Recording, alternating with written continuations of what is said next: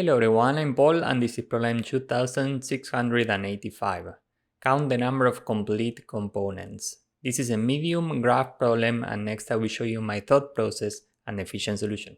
We are given these two variables, n and edges, and they correspond to an undirected graph. Here you have an example. In this scenario we have 6 nodes and these are the corresponding edges. Our job is to get the number of complete connected components. In this example, we have 2 connected components.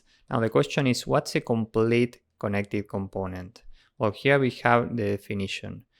A connected component is complete if there exists an edge between every pair of its vertices. In this scenario, we don't have an edge between these two vertices, so this is not a complete connected component, which means that the result in this case is only 1. If we had an edge between these two nodes, 5 and 4, this would be a complete connected component and the result would be 2.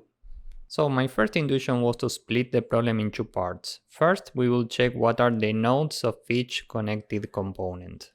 And then we will check completeness. Let's start with the first part. How do we get the nodes of each component? Well, we can use a simple DFS. Here we are given the amount of nodes. In this example we have 6, so we can start from node 0. And given that we don't have this in the set for the nodes that we have already seen, we can add a 0 and we will have an array for the nodes of the current component. Here we need to add a 0 too. So now we check where can we go from 0, what are the neighbors. For this we'll have an adjacency list. We can go to either 1 or 2. Let's say that we go to 1. We don't have this in scene, so we add it and we add it to the component. And well, now we are standing here. We have 2 neighbors, 0 and 2. We have 0 in scene, so we are not going here again. And we can go to 2. This is not in scene. So here we add a 2 and we add a 2 here to the component.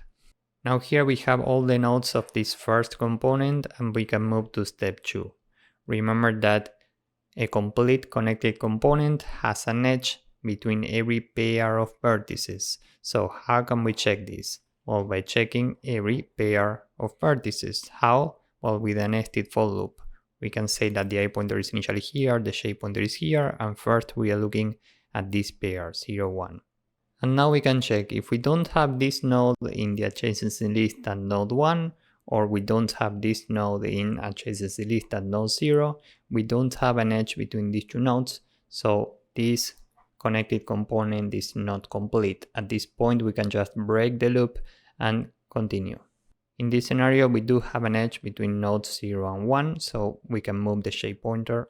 Now j is here, so we are looking at this pair, 0, 2. We do have an edge here, so we continue. We move the I pointer. Now we are looking at this pair, 1, 2, and we do have an edge here, so that's it. Now we have already seen all the pairs. Given that we have an edge between every pair of nodes, we can add 1 to the result and continue with the next node. Next, we start from 1, but we already have 1 in scene, so we continue with 2. We have 2 also, so we continue with 3.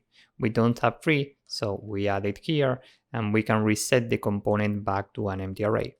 Now we are looking at 3, meaning at this node, and we start with step number 1. How do we get the nodes of this component? Well, we run another DFS. So we start here, we have 2 neighbors, and we need to add 3 to the component. Let's say that we visit this neighbor first. We don't have 5 in scene, so we add it to the component.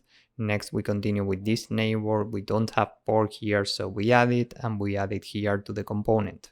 Now we can move to the next step. We have to check the completeness of this connected component. So we are iterating every pair of nodes with 2 pointers, I and j. First we are looking at the pair 3, 5. Here we have an edge, so we can continue with the pair 3, 4. Here we have another edge, so we can continue with the pair 5, 4. Here we don't have an edge, so at this point we can break the loop and the result stays as it is.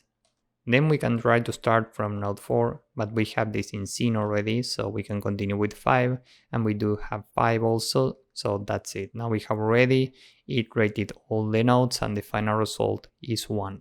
Time complexity for the DFS is big of the amount of nodes plus the amount of edges. But here we are checking completeness with a nested for loop. In the worst case, we can have all the nodes in one component, so this will require n squared plus the amount of edges overall. Space complexity is big O of n plus e. So with this in mind, let's go with the code. First, we need an adjacency list. In Python, we can use a default dictionary with a default value of an empty set, because we need to do lookups to check completeness, and lookups in sets require big O of 1, which is very efficient. Now we need to fill this, so for A and B in edges, adjacency A dot add B and adjacency B dot add A.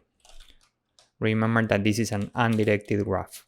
Now we can build a function for the DFS. This requires a node, and every time sin dot add the current node and component dot append the node. Now we can say for every neighbor in adjacency list at the current node, if not neighbor in sin, if we have not seen the neighbor yet, we can visit it, so DFS with the neighbor. And that's it for this function. Now we can get the final result. This is initially 0. We need a set to keep track of the nodes that we have already seen. And now we can start from every node. So for node in range n, we are given n. We can say if we don't have node in sin, we can start the DFS from this node. We need an array for the current component, and we need to fill the array, so we call DFS starting from the current node. Now we'll say that C is the new length of component after the DFS, and now we need to iterate pairs in this component. So we'll have a boolean valid. This is initially true. And now we say for I in range C, for j in range from I plus 1 to C, meaning for every pair in this component, we check if not component I in adjacency list at component j. In this scenario, we don't have an edge between these two nodes, so we should break these two for loops. We could also check if we don't have component j in adjacency list at component I. It's exactly the same, but I'm not adding that because it's redundant. Now, if we don't have the required edge, we need to set the boolean value to false, and we can break this inner loop, which means that now we are standing here, and if from here valid is false, we should break this outer loop too. Okay, so now we are standing here, and if here valid is true, we can add 1 to the result. This means that we have a complete connected component. And that's it. Now we can go down here and return result. So let's submit this and see if it works. As you can see, this works and it's efficient. So if you found this useful, please drop a like, subscribe, and see you in the next one. Bye bye.